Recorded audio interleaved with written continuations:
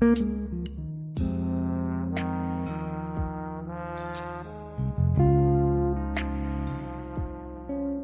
everyone, Mo here, and welcome to the Sibyl podcast. October is here, and this month we're turning our attention to something deeply important: men's health and prostate cancer awareness. It's a topic that doesn't always get the attention it deserves, but it affects more men and more families than we often realize. So throughout this month, we're creating space for honest, hopeful conversations about men's health. I'll be joined by 4 incredible guests, 2 men who have walked through a prostate cancer diagnosis and are now using their stories to help others feel less alone, and 2 medical professionals who share practical insights on prevention, early detection, and caring for our health as men, brothers, husbands, and fathers. These stories are powerful, eye-opening, and filled with hope. So if there's a man in your life that you love, I encourage you to share this series with him, because awareness truly saves lives. So let's have this conversation together. Now enjoy the show.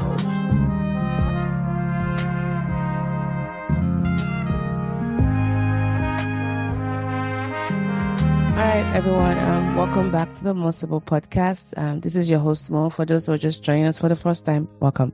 And to our regular listeners, welcome back.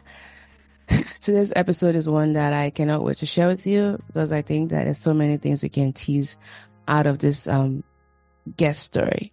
And it's also part of our Father's Day special on the Sibyl podcast, where we try to create stories that, speak to just a space where we can explore identity and, connection and just all of the resilience and stories that shape us.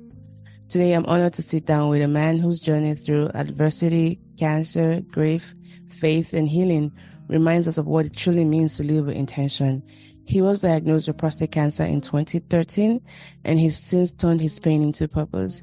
He became a passionate patient advocate and mentor in the survivorship community, serving as a co-facilitator of the Michigan Institute of Urology Prostate Cancer Support Group, and partnering with national organizations like the American Cancer Society, Zero Prostate Cancer, NRG Oncology, and the Department of Defense Prostate Cancer Research Program.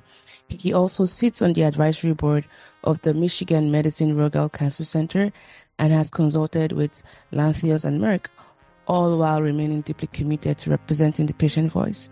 His story doesn't stop at cancer survivorship.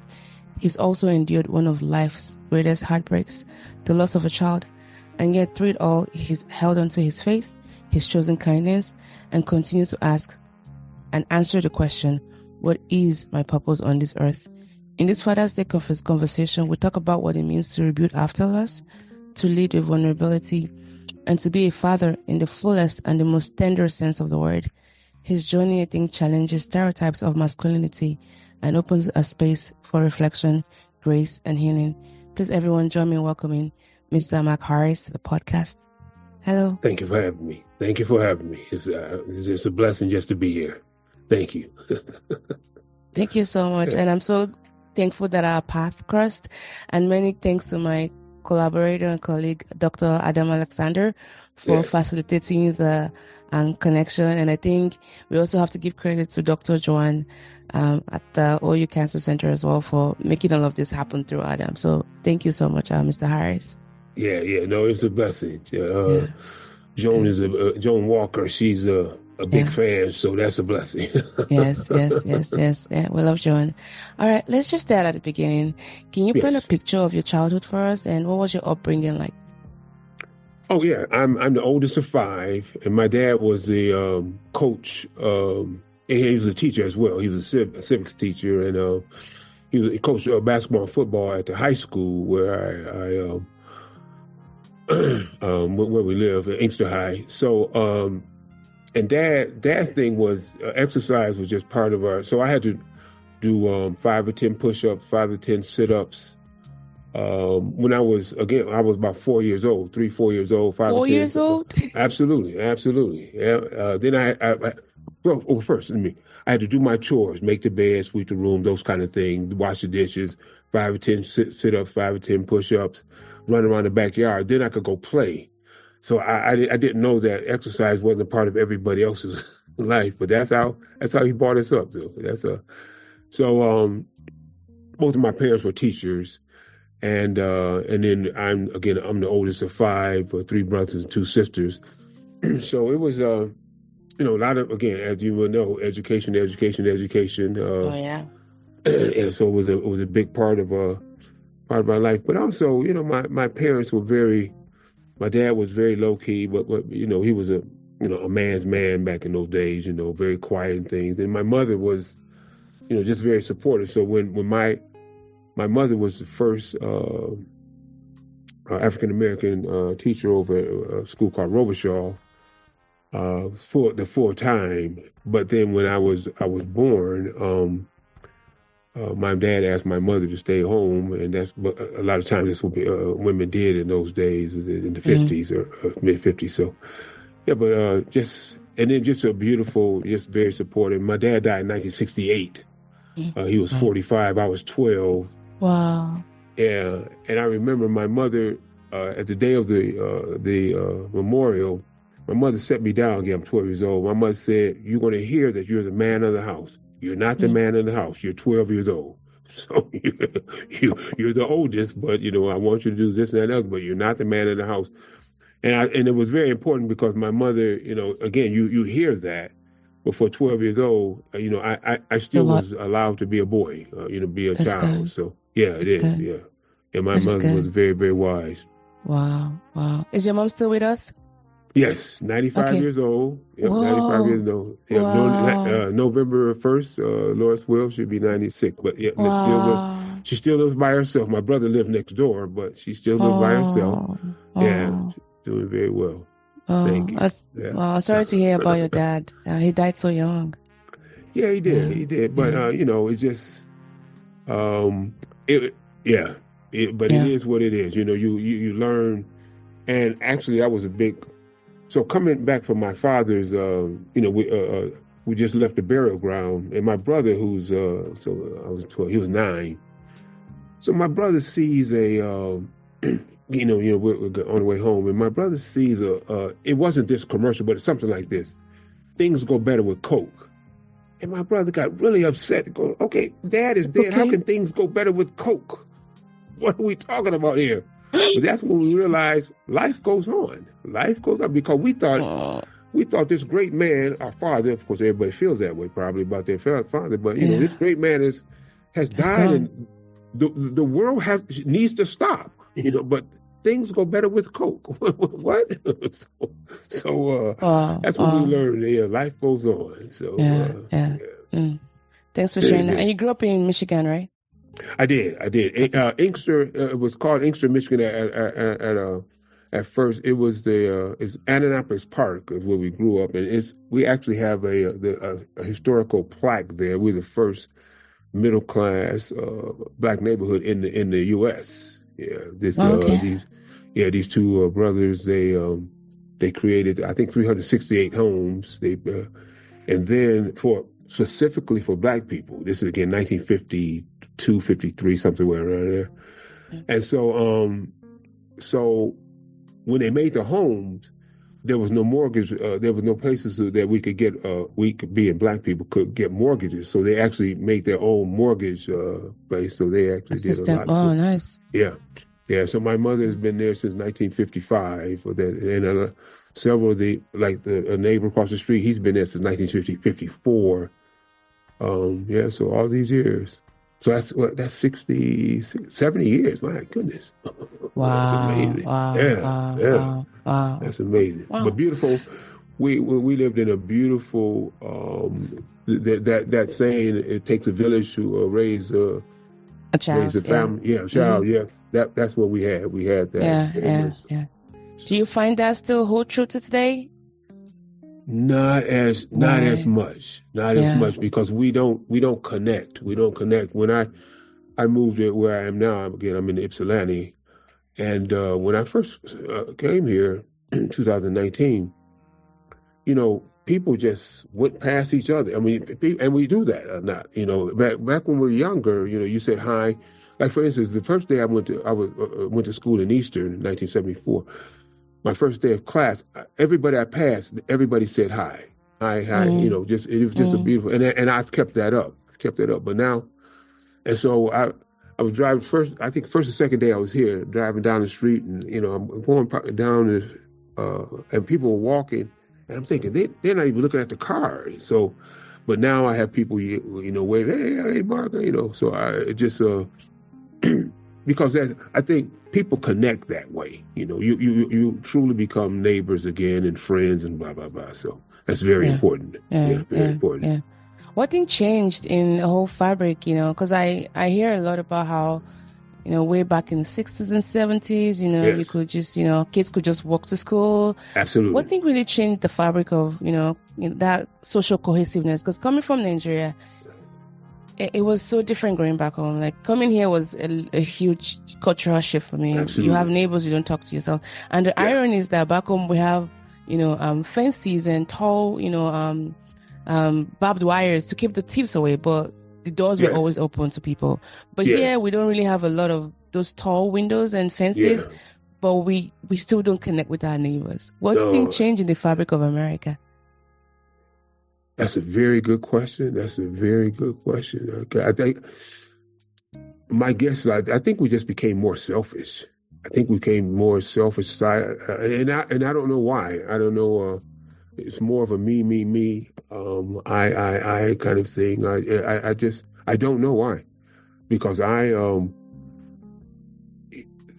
because I didn't change. I mean, my children would say, because I speak to almost everybody I pass, and then my children would say, "Well, Dad, do you know them? Do you know them?" I said, "No, but that doesn't mean that I can't talk to them." So I'm not. I don't know. I don't know. It's unfortunate to me, but I don't know. Yeah. All right. I think we would never know, but we can definitely see the change, right? Yes. Yeah. Now, losing your dad at 12 must have been quite a huge shift in your life, right? But you also talked about how a great man he was. How did your relationship with your own father, or even father figures that you probably adopted along the way, influence the kind of father and the man you became?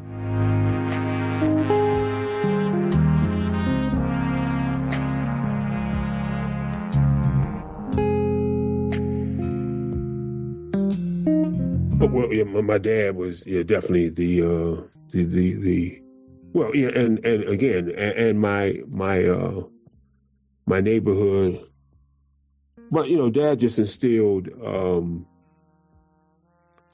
a quiet sense of strength, of power, of strength, power, probably, but let's say strength. He was always very, very kind, even to the children, even when disciplined and things. I've always been taken by how my dad could discipline him, because he was a coach and things, teacher, but the kindness was still there, because sometimes as a parent, as a person of authority, you could discipline, but there's a I don't know what you call it, but the kindness is not there, but you have to have, But my dad was always very, very kind, and no matter what he did, just very level-headed. In fact, my dad was very stable. So one time when I was young, he was sharpening a lawnmower, the push blade. Yeah. And he cut himself, and my dad said, "Ouch!" And my mother came running at 100 miles an hour out the back room, and I said, "Mother, why did you come running out?" She said, "Because your dad said, ouch." Oh, that is so sweet. Yeah. No, but that's just Dad was he just accepted, he just went along with things. So she knew that if he says ouch, something is wrong. And sure enough, he had cut himself down to the bone, basically. But cut his hand. But yeah, Dad was just and that has very Dad and so when Dad died, my mother took a lot of his characteristics and things, because my mother learned to be very very calm and very 17. She wasn't my dad, but she had a powerful strength to her as well. Yeah. And I think a lot of that. In fact, she told me, my dad was from down south. She was from Tennessee, Jackson, Tennessee, and she said and my mother was from Ypsi, Michigan, up north. And my dad had, he would have the Southern etiquette and, things. Yes, ma'am, no, ma'am, those kind of, not that my mother, but my dad was a gentleman. He learned these kind of, all these manners, good. He had good manners. And she said, my mother said, she told me this about 30 years ago, this is way after my dad died. She said, I would watch your dad work with you all, and I'd be taking notes and things. I didn't tell him. Well, how you women are sometimes. Yeah. But yeah. All right. Thank you. Yeah, and can welcome. you just walk us quickly through your educational path? Yeah, I went through the Inkster schools, and again, because my parents were teachers, I was a good student anyway. But especially because my parents were teachers, because you didn't want word to get back to your parents, So then I went to Eastern, and I'm going to be truthful. At Eastern, so the first semester, I started skipping. So I started skipping, and it was like a drug because I had never skipped before, and my parents didn't know. So by then my dad was dead, so my mother. So, but I got a B average or something. I forgot what it was, and it was kind of the worst thing that I could have done because it was. So now I'm skipping more and more. And actually, I eventually got kicked out of Eastern. I got kicked out of Eastern academic probation. And so I guess people would think that was just a waste of time, waste of money. But during that time, I became because in high school I was very, very quiet, very shy. Didn't talk to anybody. Blah blah blah. Just very uncomfortable. As a firstborn, that's very rare. Yeah. Oh, in the house. But outside, okay. Yeah. Because you got the cool kids, you got the guys that the girl magnets and everything. You wish you'd be that. I wasn't that way. I was just quiet and things. So when I got to Eastern, that changed. In fact, when I went back to my 20th high school anniversary, and somebody said, "Is that Mark talking?" They couldn't believe I told. Wow. Oh yeah, he's making up for not talking back in. So, but then I and then I went to school. Then I was going to go, but then when my son was born, so I went to work. So I went to then my next thing was I got certified as a personal trainer, which I did quite a bit of that, and then. I went back to school in 2020. I was 60 something. I forgot what it is. 63 years old. And so in fact, I talked to a guy who I trained. I trained for, I think we've been together like 15 years, fitness, personal training. So 15 years, I told him I was going back to school. He said, "What for?" I said, "No, not to improve my job or anything, just because I just want to finish. I just finished. But by the grace of God, I've been able to do. I was a designer for engineering. That's just the designers are the guys who draw the drawings for the engineers and things. So I was that. So it's not like I didn't I didn't work." In fields where education was, because I just kind of learned on my own. So, that's my story. Thanks for sharing that. I couldn't have pegged you for someone skipping school because you seem so. Yeah. Well, to your point. Yeah. So I found out that. So I looked at my transcript because I wanted to know again in 2019. I wanted to get back in school because I just wanted to finish the degree. Because I was like, I'm only like 20 credits away from a bachelor. Yeah. Yeah, which is not that much, really. Mm-hmm. So I went back, and a friend of mine works in records. And so I said, Ramon, I want to see if I can get what I have to do to get back in school. By the time I left there, about 45 minutes later, I was back in school. I said, Ramon, I just wanted to see, but she had gotten me back in school. So but on my records, I found out that I had taken bowling my first class, my first semester. It was at 8:00. And that was a class I skipped, so I failed that class. I didn't know you could. I didn't know you could drop classes, so I failed that class. So when I told my wife I'm going back to school, she said, "What makes you think you can pass bowling now?" I said, we both laughed and everything. But I took statistics class and got an A out of it, But it was just, and it was great going back to school because here I am. It was like the Disney movies. I'm with these young people. I'm this old guy, and so I have all this experience, I have all this wisdom, and so when a teacher asked a question, and nobody raised their hand, the young people, and I'm thinking, wow, I remember those days, because I'm thinking, because first of all, there's a girl in the back that you don't want to look stupid with, or you don't want to show that you're not intelligent, But then I realized, of course, at 63. I'm in school to learn. So if I raise my hand, I have the wrong answer, the teacher's going to tell me to write that answer. That's how I learn. Oh, yeah. See the pressures of peer the pressure. social, peer pressure, exactly. Yeah, the peer pressures, you don't have that. At least I didn't have it because I didn't care less. The main thing was getting the knowledge of the class. So again, I took a statistics class, got an A, so it's all good. Thanks for sharing that. So let's fast forward, a little bit forward in time, and to talk about your cancer diagnosis, right? Yep. In 2013, you were diagnosed with prostate cancer, a life-altering moment. Can you take us back to that time? What went through your mind when you got the news and all? Yeah, well, I got to go back a little bit to 2011. 2011, so I get a yearly checkup.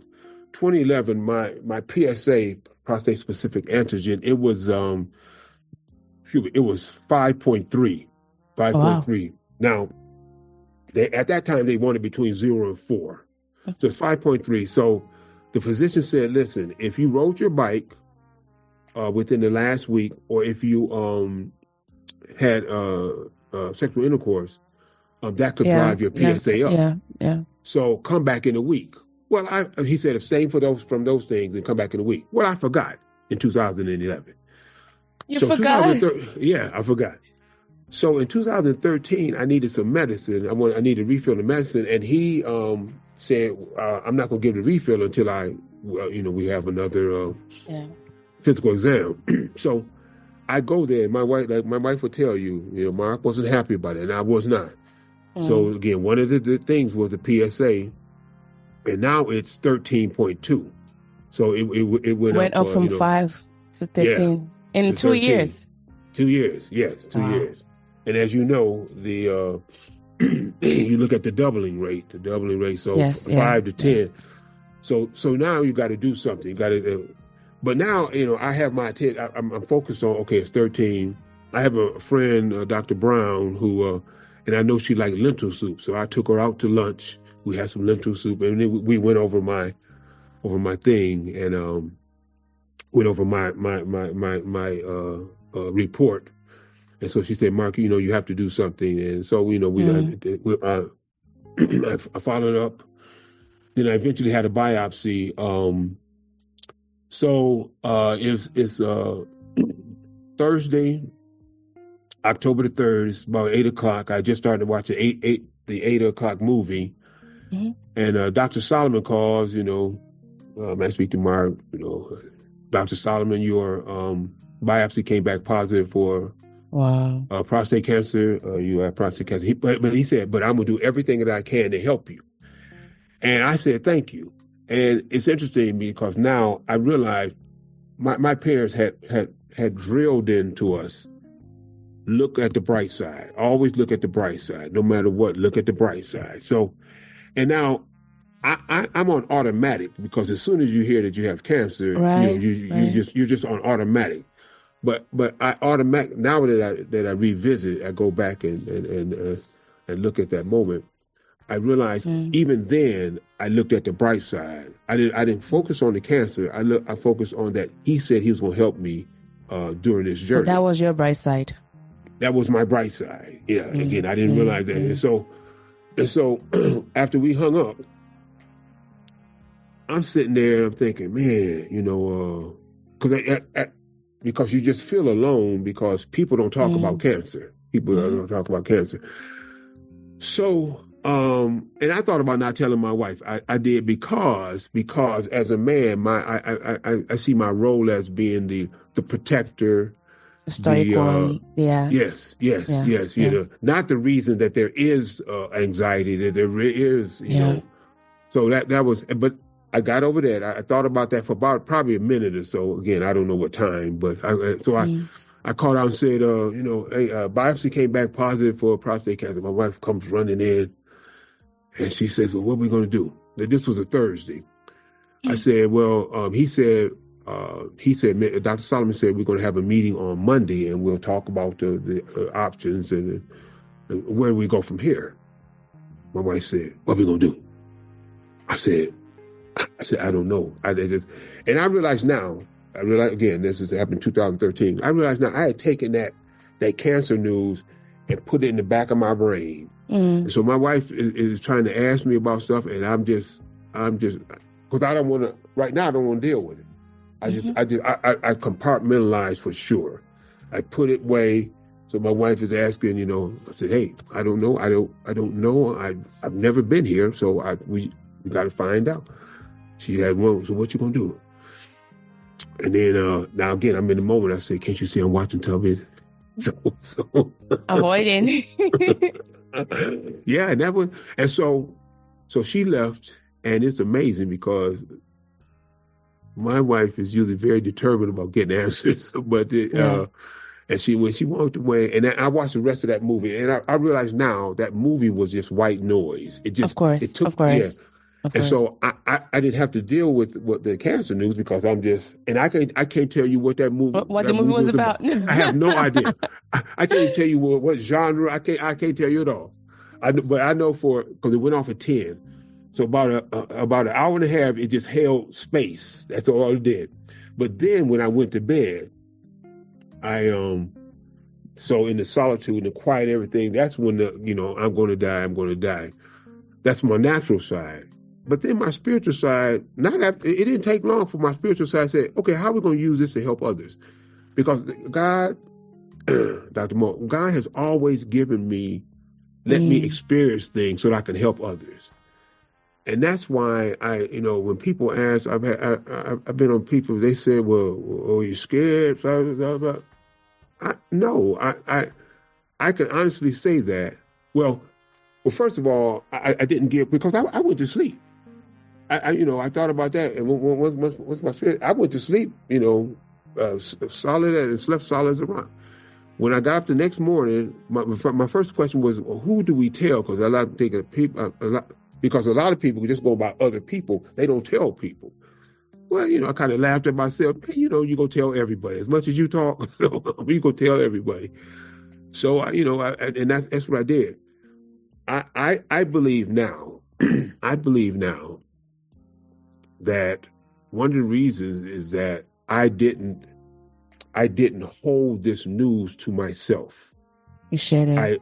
I shared it. Yeah, and I shared it. I shared it in the hope that it would help others. And by the grace of God, I've had two people tell me, and two people tell me, Mark, I talk about my cancer because of you. Wow. Another young lady, she said, sometimes I write stuff on Facebook, and she said, I read your story. I gave it to my husband, and so now he talks to other people about it. So and that's why the Lord, the assignment from the Lord is, okay, this is what you have.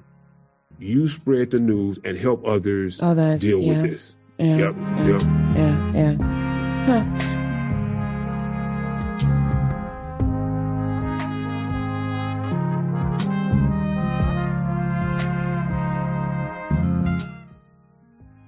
So many things I could unpack from your story. But first, I just want to say kudos to you for taking care of yourself, because you started by saying you always did your yearly checkup. Yes. Which is something we don't find very common in a lot of our men, especially, Black men. So thank you for pointing to the importance of that. Because if you didn't have that baseline like you did in 2011 when they found your PSA being a value of 5, and then the jump it went to 13 in 2013, how would they have known something was going off with you? So again, thanks for sounding the importance of that alarm. And I'm also thankful for your wife, despite you saying you forgot to, let her know about 2011. I bet she always but what a life, what a story. Yeah, that's very important. I tell, by the grace of God, I'm a co-facilitator for cancer support group. But what I tell my men is, yes, you have the disease, but that woman is right with you. She's in the foxhole with you. She's. In fact, a lot of times the women are more concerned about it than you are. Exactly. So this is a team. This is a team disease. Cancer team. It's all about team. Yeah. And I imagine that with, because in the work I've done so far with, Black men and prostate cancer, it's usually that underlying theme of fear, even though it's not, most of them don't define it as fear, but, the uncertainty, like what's going to happen to my family now, right? And that fear itself withholds them from sharing a lot about their diagnosis or their treatment. Heck, I had a man in my study who sent his family back home, because they're immigrants here, Black immigrants to the US. He sent them on vacation and went for his treatment by himself. He drove himself for all the treatment.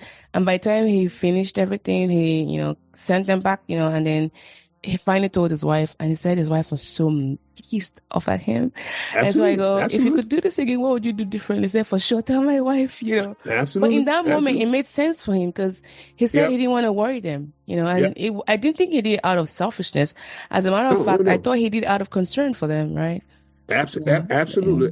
And that's what yes, that's exactly it.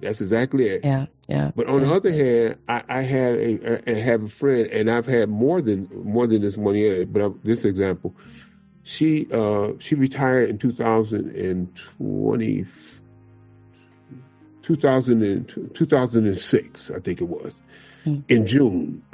Her husband goes to his doctor's appointment. She says, "Well, I'm gonna go with you." He says, "Well, I don't want you to go. This is in July. They go to the doctor appointment. She finds out her husband has cancer and is diabetic. Now he hasn't told her anything. She's not changed, and he died that December. Oh no. Yeah. And see, the thing is, this is why I tell men, okay, you, it's just unfair for your wife to know. Because you may you may not be here. We don't know. So you have to. Okay. You want to care. You're saying you're caring for you. And listen, I understand what he did because again, I had the same thought process. But we if we're caring for our loved ones, let's include them. And I think some of the stress that men have is the hiding. That's just much more stressful. I think it's much more stressful. And that's my opinion. Of course, I'm not saying I got it right. Well, I mean, no, you're spot on, and I'm so sorry to hear about that, your friend. The wife must have been in a bind. I just want to pedal back a little bit to defining again what PSA means. So for our folks who might be wondering, PSA is the prostate specific antigen, like Mr. Harris said. It's a protein that is made by the prostate gland, and usually a small amount of PSA is normally found in the blood of all men. And it's measured with a blood test, the PSA blood test. So like a finger prick, and they can get that out of you. But higher than normal levels may be a sign of a prostate problem. It could be due to inflammation, enlargement, or even prostate cancer. So like Mr. Harris said, if you ride your bike a lot, if you have just ejaculated or, just had sex, and then if you have an infection, maybe like a inflamed, prostate, like you will see in benign prostatic pleasure, that can be indicative of breast. So it's not always, a marker for prostate cancer, but at the very least, they might follow up with a biopsy or a rectal examination to know what's going on. But the crux of this conversation is, please get a baseline, do your yearly checkup. Yes. Early because detection. A significant jump, is a key. Early detection is the key. Early detection is the key. Even with mine, after I had surgery, he said, "Mark, we got it right before it, but it was about to get to the bladder, and so it was encapsulated, which means it's inside the prostate. But once it goes to something else, right there, localized, and once it's metastasized, which means outside of the organ that it started, then you're talking a whole new different thing. So let's say it got to let's say it got to the bladder, it's still called prostate because it originated with prostate. It's not bladder cancer. It's still called prostate. So, Yeah. I don't want us to lose this conversation without asking you this, Mr. Harris. So, especially for our Black men, right? What do you wish more men, especially Black men, knew about prostate cancer, and what advice do you have for those who are walking that journey now? Number one, there are no symptoms for early prostate cancer. I want to make that clear. I want to make that loud because I know men. I feel good. If you ain't broke, don't fix it. It's not about. Yeah, in fact, when my wife went to my first thing, he said, "Are you getting up early? Getting up at night?" Yeah, she said, "No." Are you getting up? Is your urine slow? No. No? I had none of that stuff. None of that stuff. And if it wasn't for the, in fact, again, I was blessed because the doctor made me come back in. Wow. I was going to skip that year. And the next year will have probably been like 20 something. The PNC, and then it would have, and it may have sound like it, from what the Dr. Rogers said, it would have got to my bladder. So now again, I would have been in a world of hurt. But yearly, and gentlemen, a lot of you all don't go because of the DRE, digital rectal exam. Well, now they're actually recommending that the doctor, physician don't have to do that. And I wish I had a diagram, because this is the rectum. The finger goes in where the prostate is actually under. And so you're only hitting the back side of it. So that's the thing is, go get it. The PSA is a blood draw. Now, if you go to your physician, if let's say you get a yearly check, they're gonna draw your blood anyway and just ask. Now, the PSA is not a standard screen, and I don't know why. But unfortunately, that's the only one we have now. For now. And I know you'll see that. There's over treatment and blah blah blah. It's the best thing that we have right now. It's the best thing and sometimes I think the over treatment comes from when a person finds out they have cancer. For instance, so you have 3+3 is a Gleason 6. score. A Gleason score is 6.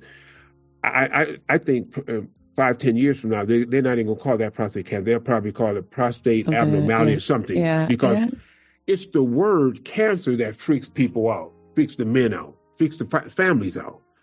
So 3+3 is and they call it active surveillance. We'll watch it. But again, we let the word. So don't let the word freak you out. Again, as Dr. Bo said, it doesn't necessarily mean you have cancer. So get it checked. See what's going on. It's so important for a gentleman to do this. Go get your yearly checkups. And then sorry, go ahead. You go ahead, sir. So I've heard this statement so many times, but about 2 years ago, it seemed like the Lord just shined the light on me. You hear that women are more proactive about their health. They go to the doctor more, blah, blah, blah. And so I thought about this. So what do girls do? They see their mother go get their checkup and thing. They do it. Boys are going to see their fathers do what? Not talk about it. They're going to see the same thing. We have to, gentlemen, we have to somehow change how our families do things. We have to change that routine. Now, if you do something, don't do it in secret. Do something and let your family know. Let your boys know. Especially let your boys know. I'm doing this. I'm doing that. Let's be more conscious about what we're doing, so we can model the behavior that we're trying to get from our children. Love that. Thank you so much. And I love those two things you talked about. One is, get it done and take your health seriously, and then also that intergenerational communication. We need to know our family history. As you know, one of the risk factors for prostate cancer is family history, in addition to being Black and then and age as well. And you find out that in our community, we withhold those information, not because we're trying to be mean or, sinister about it. We just don't share our information. No. So you hear things like, my father died. We think it was cancer, but we don't know because, Pops never mentioned that. We need to start breaking that cycle of silence. Absolutely. One other thing is that the people may not know, because of the BRCA1 and 2 gene, sometimes if a mother has breast cancer, the son can have the likelihood of him having prostate cancer is higher. If the father has prostate cancer, the likelihood of the daughter, BRCA1 and 2, the daughter is more likely to have breast cancer. So just be aware of those connections. Yeah.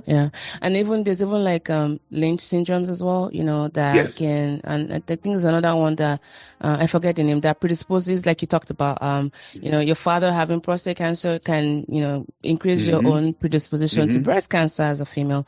So again, family history is really, really great to very important. So talk about that. But unfortunately, a lot of our families, we don't know.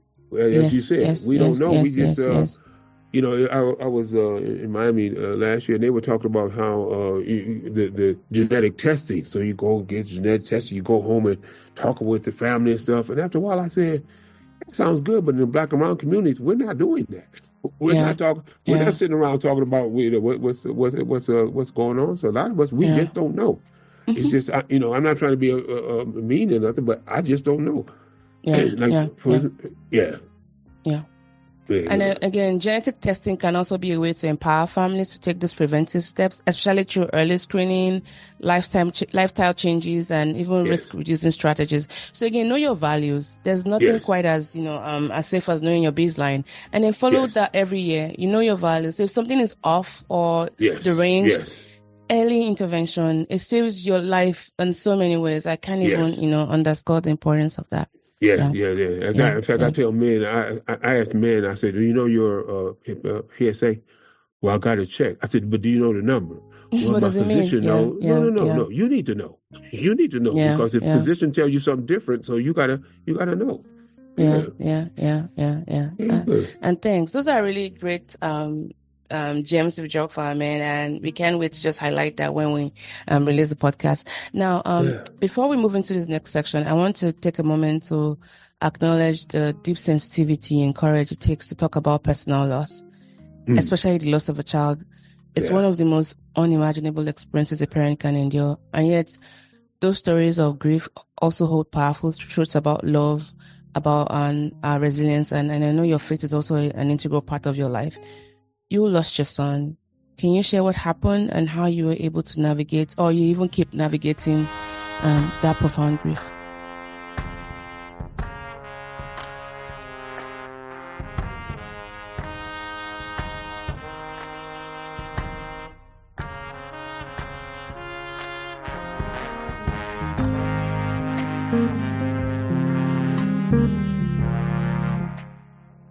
So it's actually tied into so I was diagnosed with cancer, again, October 3rd. 6 days later, Michael's diagnosed with, October 3rd. Since October the 5th, I get a text from my daughter saying Michael's about to have surgery. So my daughter's in Arizona. My son is in the same city I am. I think it's surgery. My son and I, we didn't have a lot of communication. So I go up to the hospital. I say, it's a Sunday.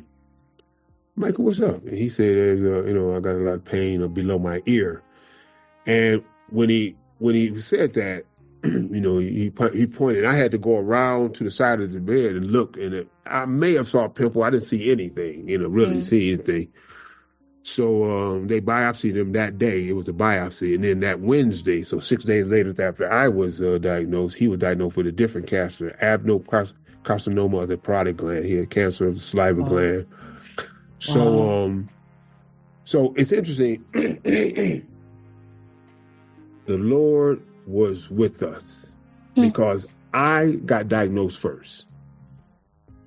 And so my son had to listen to me because my son was a know-it-all. At 30 years old, he has all the world problems solved and everything. Just like his father.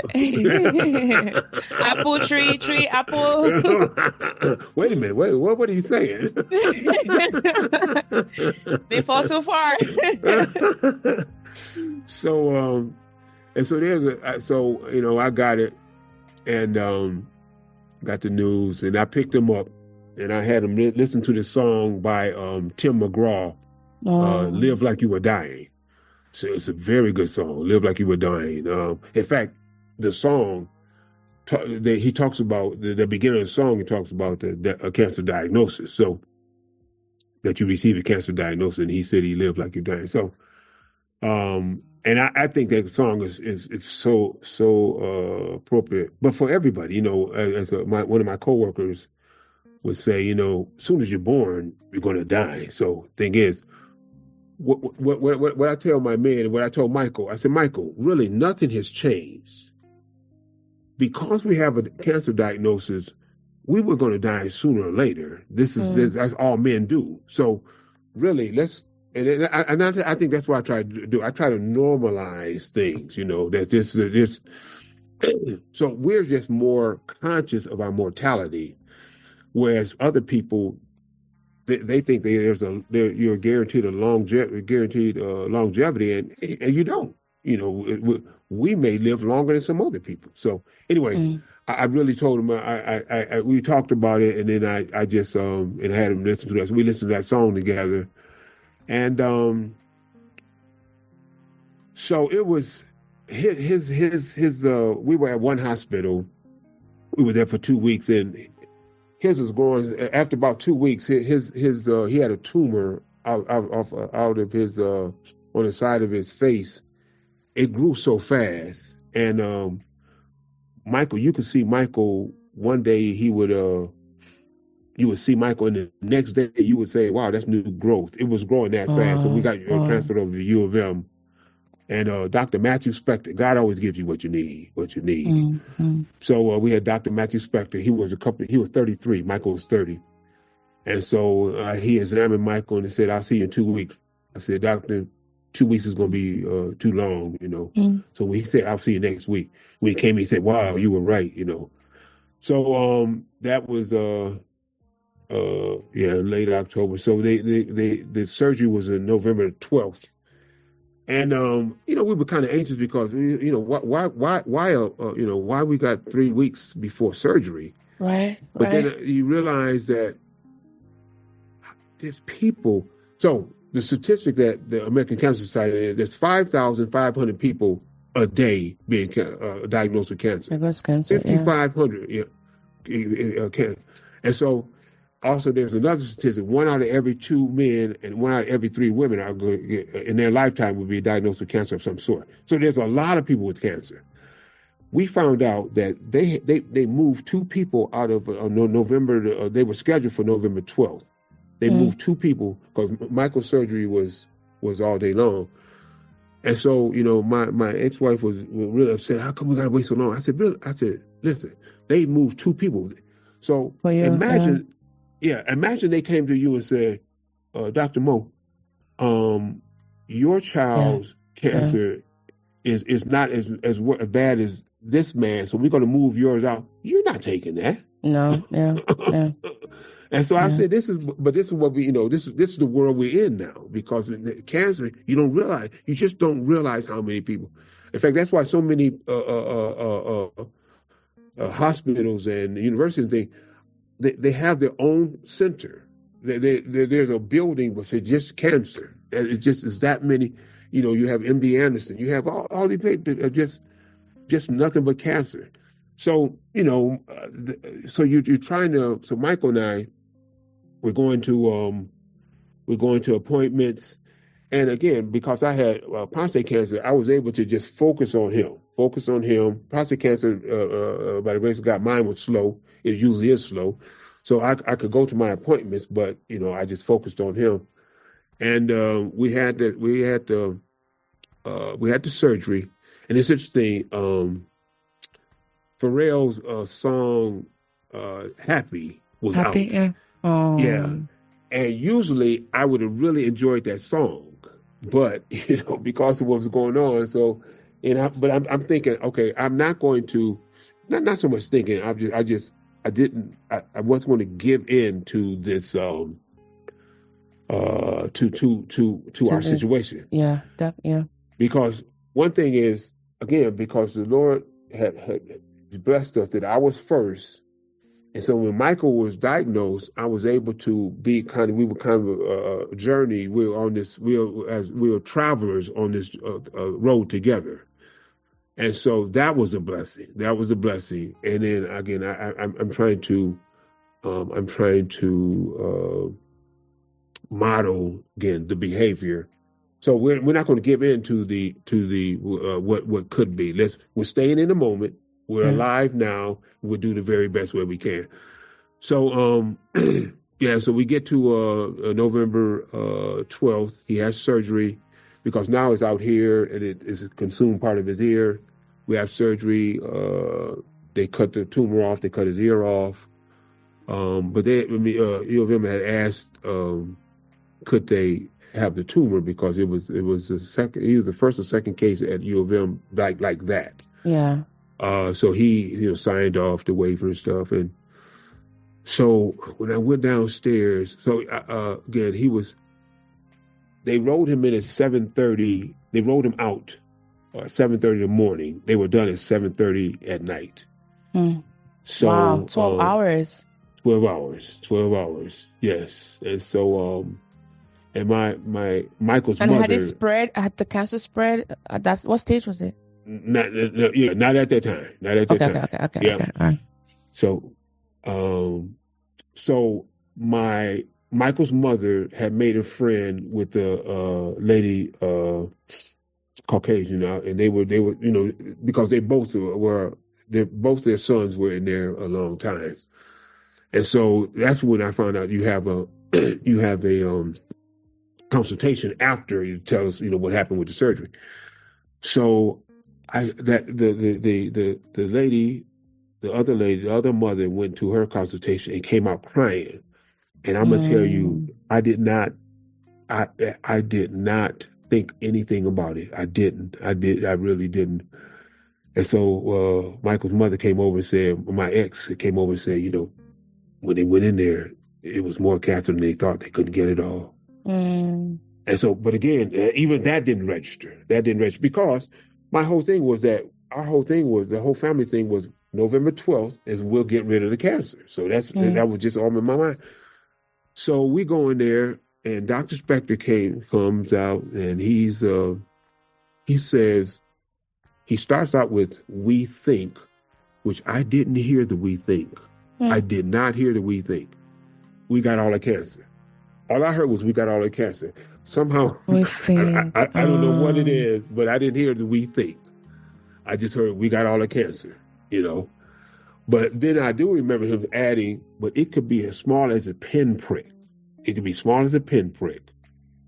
So, and that's why I make a big deal now. People say cancer-free. Remission. Yeah. What's the other word there? Cancer-free and But I said, cure. I really don't like those. I like, and I use all the time, is either detectable or non-detectable. So in that case, it was non-detectable. Detectable, yeah. Yep.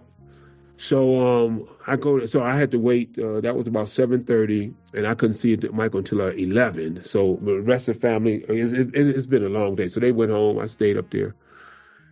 And I'm staying there, and I'm in the waiting room, and I hear this man. I don't know, he's probably in his 50s, 60s, 60s or 70s, but he's crying like a baby, and he didn't care because they opened up his wife, and they found cancer, and he's crying because and I could hear him talking to his brother, and I was thinking, wow, that would be me talking to Paul, my brother, and I was thinking, wow. Then it finally hit me. Just because you have surgery doesn't mean all the cancer is gone. In my mindset, that was the day that we'll be done with the cancer. It'd be on our road to recovery. So I go to the nurse. I said, "This is the ultimate box of candy, a box of chocolate. You don't know what you're going to get. Yeah, you don't know what you're going to get." So that's when I realized. So I sit down there, and then they say you can go there. And when I went down there, and I saw Michael, and Michael saw me, and Michael, he was in so much pain. Oh. It was absolutely mind blowing. It was so much pain. And actually, I did faint. I fainted. It was a vasovagal. Man, I could feel my blood, because with the vasal, when you faint, the blood just drops, goes down to you. So, and I could feel it coming on. I said, I need help. And then I tried to get to a chair, and then when I came to, and I wasn't out alone, but I'm in the same bed as I'm next to my son now, and Michael's kind of freaking out because when he looks over, oh, Dad is here, I say, okay, Michael, I'm good, I'm good. I just saw you. That made me be unconscious for a little bit. Yeah. So and then we sat there, and then so then you're just going up there being supportive, and they had cut his ear off. So Cornell had a program. They were doing a clinical trial. They were printing ears with flesh or something. 3D. Oh yeah. 3D. Yeah, right. 3D printing. Yeah. And so I looked into that because one of the days after, I'm on Michael. So right side is what the ear got cut off. So I'm on Michael's right side and in the hospital, and I said something. He said, "Dad, I could hear you. I could hear you from my right." Wow. So we're saying, "Wow, that's." So we were very excited about that. So I started looking up Cornell, but of course we didn't go all the way through. So he was doing much better. He had, he went home. Life was, we're thinking life was good. The saying, ignorance is bliss, for us, for our family, that was us. So we're thinking things are going up, blah, blah, blah. But on December the 18th, Michael calls me and says he has about $1 size numbness on his chest, and it just numb. No. Okay, so we said, all right, no, well, let's go. And so I didn't take him to U of M. I took him to Ipsy, St. Joe in Ipsy at the time of St. Joe, because it's closer. So we're looking, and the doctor leaves, and when she comes back, and people in our family are just very good at reading body language, and when she came in, she didn't have to say anything, but we knew. So she says, she says, "Who's your oncologist?" Oh, well, that's not the question that we want to hear. So, so the next day we go to the doctor. Again, Matthew Spector. We let him. I let him know that we had to be seen, and I was going. Do I need to get the records? No, he took care of everything. He got again, just a beautiful man. Just very kind. So he got the records and everything. So we go up there, and it had, in fact, I still have the records, but it had metastasized to his liver, his lung, his iliac crest, several other places, Oh, no. So we had to go in. And I'm going to tell you, when the doctor came in and told him that he had more cancer, the cancer was back, and it was throughout his torso, even advancing down to his below his waist. Michael, we use humor a lot. Our family used humor a lot. Oh. And Michael, I can't remember what it was, but the contrast of getting that news and Michael attempt at humor was just a very sad thing to see and to hear, because and I understand, because I do the same thing. It keeps me level-headed. Keeps me level-headed because I don't go to the fear side. Yeah. And so it was interesting, and we came out there, and we were just quiet. We were just quiet. So this is December 23rd. I forget, December 23rd, 2014. 2013. Sorry, 2013. So she says, "Well, we'll start his chemo the day after Christmas." Again, which is 26th. This is 23rd. I said, no. I mean, do we have to? And again, now I understand, because things are booked up. I understand the holidays and all that. Yeah. Yes.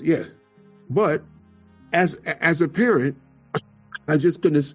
I had to do something. Now, if I do something and it doesn't happen, then I'm upset. But then, it is what it is. But I went out there. I said, "Well, can we get it early?" She said, "Well, you could try." I go out there. I said, "Excuse me, my son just got his metastasized. Can we get something tomorrow, the 24th, which is again Christmas Eve, 24th?" This young lady and I, to this day, I'm sorry that I didn't get her name and didn't get. I did hug her, but I wish I'd have got her name. Because that lady, I forget, I don't know her name. She went back and forth. She was at the computer. She went running back somewhere, come back, got her back, running back again, come where. I think she ran 3 times, come back and said, "Mr. Harris, you're good for tomorrow." Yeah. That's just a beautiful thing.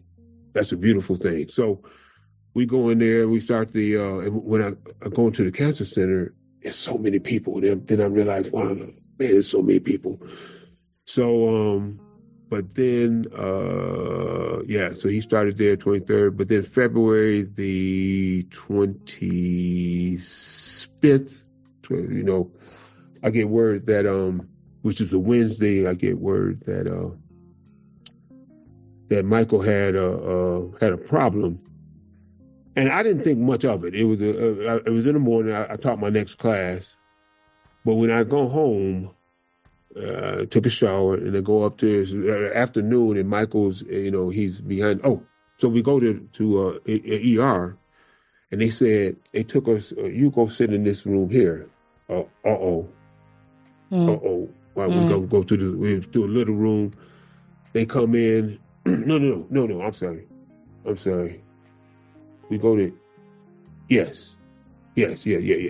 So then the doctors come and say, I forgot what they say. In essence, Michael's in really bad shape.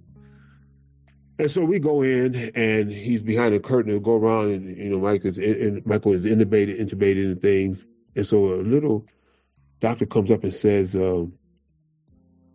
he says, people, about 92 or 93%, when they're like this, they don't improve from where they are now. What do you want us to do? And I said, because my wife Christine's asking, are they saying they want to pull the plug? I said, I didn't even listen to her, because I'm looking at, he's a little Asian guy. I'm looking down at him. I'm thinking, and I said, is he dead yet? No. I said, no. I said, then we do everything we can, because he's the monitor is there. And on that monitor, the last line was the was the respirator, but his heart was strong. His everything was strong. But I'm just don't know. So we do everything we can. So they did it, and then at around. So we stayed there, and then Dr. Spector comes down. He says, "Have you seen blah blah blah?" I said, "No." So first of all, I said, "Dr. Spector, what are you here? Because I know you're in surgery. You have surgery." But he left his surgery again. Just a beautiful guy. So he showed me, and then there's 3 big cancer spots. Again, we knew the torso, but there on the MRI, there's 3 big cancer spots in his brain that we didn't know about. So, that day before, Michael slipped and fell. This Wednesday, he slipped and fell, and actually, that's how he slipped and fell. So actually, it wasn't the cancer that killed him. He bled out to his brain stem, and that's what killed him. But he had a concussion.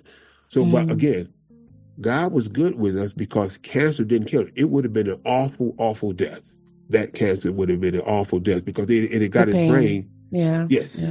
Because Michael was on morphine, liquid morphine, tablet morphine, and 2 oxycodone all at the same time. All at the same time. And he was taking it 2 hours every 2 hours. Every 2 hours. That's at the. In fact, when right before surgery, Michael had run out. Surgery was at 7. Michael had run out at 2:00. So my son is not going to complain about anything. He's just he's just that way. I'm going to complain. So, but you could see in his eyes, his face was normal. You could see the pain in his eyes. And I said to we talked about this yesterday, my wife, but she reminded me. So I said, he's in a lot of pain. Can you? Because he ran out of medicine at 2:00. So that means it's almost 7. So he's missed two times that he would have taken medicine. I said, she said, well, he's going to be rolled in 10 minutes. I said, but he's in pain now. He needs something now. So my wife reminded me yesterday, hey, Mark, you made her cry. I don't care about that. I mean, with all due respect, but my son is in pain. He's in great pain, and he's not saying nothing. I need him to be. We need to address this right now. Anyway, so getting back to Michael's there, and I get a call Thursday morning, slightly after slightly after midnight. So it's Wednesday, Thursday morning. That Mr. Harris, he had a big crash and nothing else we can do. I said, you don't have to do anything heroic. But a friend of mine used to work for Gift for Life. I said, if you can make him look as though he's breathing, because his sister and his mother had to come from Phoenix, and they wouldn't get there till the next day.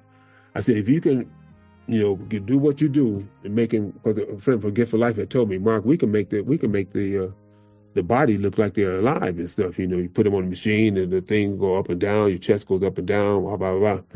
And sure enough, when they got there at 7:30, he looked good. He looked really, really good, like he was just sleeping. And it was. I was so glad that. And the young man who left. He left right for 5 minutes before my wife, my ex-wife, and his mother and my daughter got in there, because I want to thank him because they saw Michael looking fantastic, to the point that when I had to pull a plug, they were saying, my ex was saying, no, he trust me, he's gone, he's been gone, So, but so that evening. Because he was pronounced dead 7:02, February 27th, 2014, pronounced dead. So I go home and, Dr. King says, have to calmly and honestly, you have to examine yourself at times. You have to look at yourself. And I did that, Mark. Every time people ask how things are, and how's how things going. You always say fantastic. Well, are they fantastic now? Again, this is about an hour later. I thought about it, and the scripture clearly came to me. 1 Thessalonians 5:18. In everything give thanks. Because this is the will of God in Christ Jesus concerning you. In everything. In the King James Version, there's 2 words. And but in everything. So, but because it's God's will, I just felt better. And I was able to tell my daughter, I said, and everybody else, it says everything give thanks to, but if God had given us $1 million, $1 billion, we would have said, oh, thank you, Jesus, that's us. But here, everything give thanks. So the next day when I went to class, I had 4 classes that day. I went to class and nobody could say, Mark, what's wrong? Because we had a great time. We had a great time. I told the class at the end, because when I got diagnosed, I told them at the beginning of the class, and it sucked the very air out that room. So I told them, after they were so quiet, they were down. I said, hey, I'm not dead yet. Let's go. But I knew if I told them that Michael had died, there's no way they would have rebound. So, but I did that. The Lord renewed my mind. I went to the next class, and I did that 3 other times. It was just, God is good. God is good. Yeah.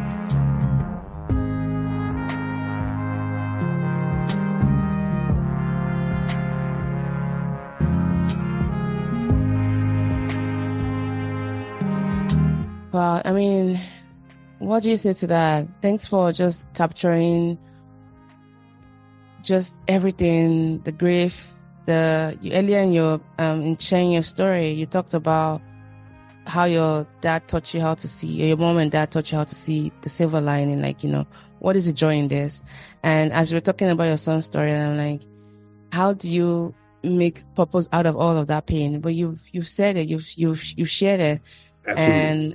And thank you for sharing that. It's the pain, the difficulty, but also the purpose you see in everything that, went on in Michael's life.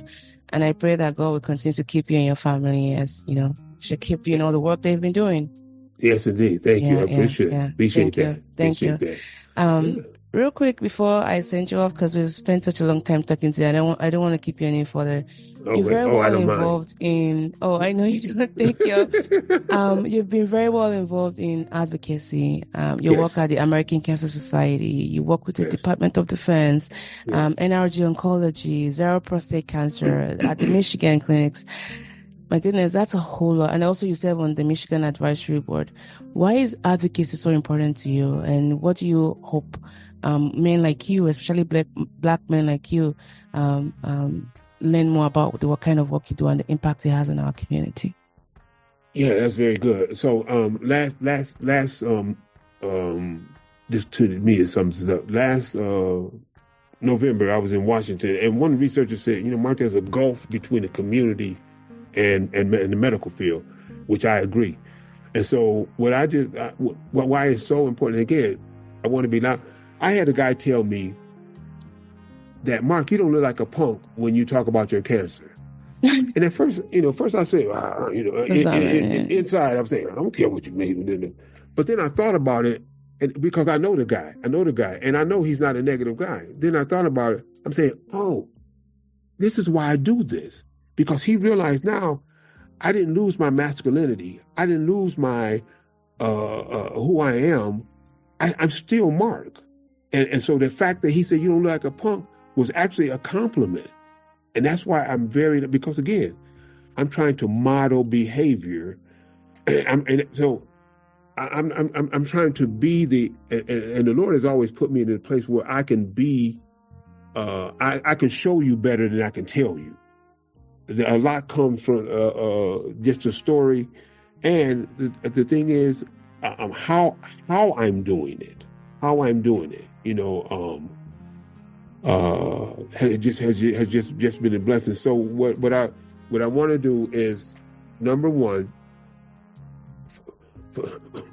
forget number one, forget a hierarchy. I want to model what it looks like for life after the diagnosis, life after diagnosis. because I tell people now, in fact, I haven't got my PSA check this year, but it's over a decade of undetectable cancer. So I want to model that thing. And then the second main thing is I have to educate. We need to educate our community. A lot of time people don't know about in fact, a friend of mine, she was that no, she had a scare. She had a scare, a cancer scare. And so she was telling some of her friends that she knew very well. She said, well, that happened to me. That happened to me. Thing is, we don't talk about it.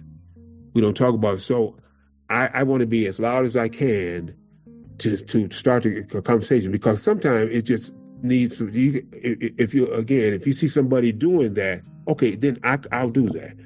A lot of people don't want to be the first. Yeah. But I don't mind. I don't mind. And that's why it's so important that the fact that, and I want to make sure that I've been blessed to make sure that the physicians and researchers and things, that we're talking apples to apples.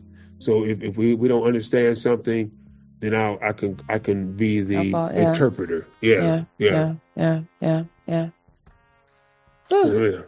Thank you. This is so important. So important. And also thank you for being a part of our community advisory board. It's a blessing. Yeah. It's a blessing. You joined the fellow Michigans in our group. Which is not like purposefully trying to find Michigans, but we're just so honored to have you and all of your incredible contributions to the CAB.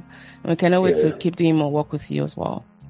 Yeah, I'm looking forward. Yeah, I told my wife more than once, man, blessed to be with the Oklahoma group. Thank you. We're so honored to have you, because we know you have such a full plate and all the things you do.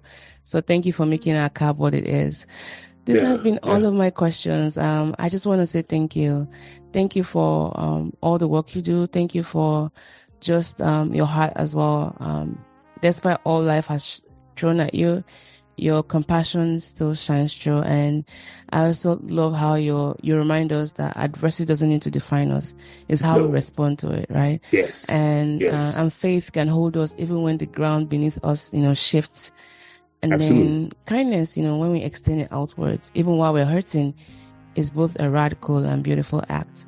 And on this Father's Day celebration you're doing, I pray that you keep finding your own purpose in everything you do. And thank you for just adding to the conversation of why our men are important, and that we cannot talk about lifespan and health span without talking about the importance of checking our numbers and going for our health checkups, and even acknowledging that while this they call me fear and sometimes shame, we can still do it afraid, because at the end of the day, the family we care about, they want us to be here, whole-bodied. And then we can also live lives as strong men and also be soft as well. And softness is not a weakness, right? No, absolutely. So, and thank you so much, Mr. Mark. It was really nice having you on the podcast today. Thank you for having me. Thank you for having me. It was a blessing. Good. Yes, indeed. And shout out to my team, the More Sibyl podcast team, and then the More Labs.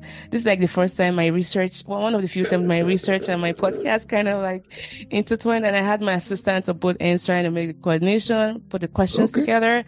So shout out to all the members of the team, Parisa, Kumar, Bimbola, great, and Ifeoluwa. Thank you all. Good. Great job. All Great right. job. Enjoy your weekend, Sam. Thank you so much. You as well. Right. Thank you very much. All right. Bye. Bye-bye.